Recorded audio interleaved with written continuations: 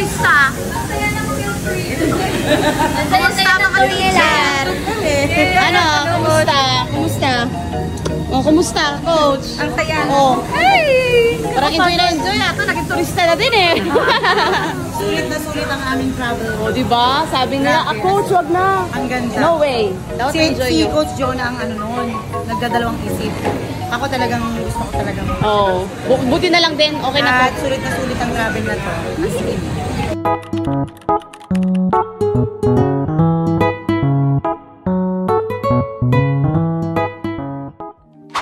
Nakaka-amaze lang isipin na yung mga dati mong nakilala online, nag-how lang sa'yo sa Facebook, na curious, pero ngayon, na-meet mo na, and right now, nai-inspire na din sa'yo. And you know what? Ang sarap sa feeling, kasi alam mo na yung mga guro is nangangarap din ng malaki. Ang sarap sa feeling na yung mga guro na yung nagtuturo ng mga estudyante, ngayon, ang pangarap naman nila, ang tutuparin nila. Katulad ng mga teacher na to na kumikita na ngayon because of this online business na ginagawa namin.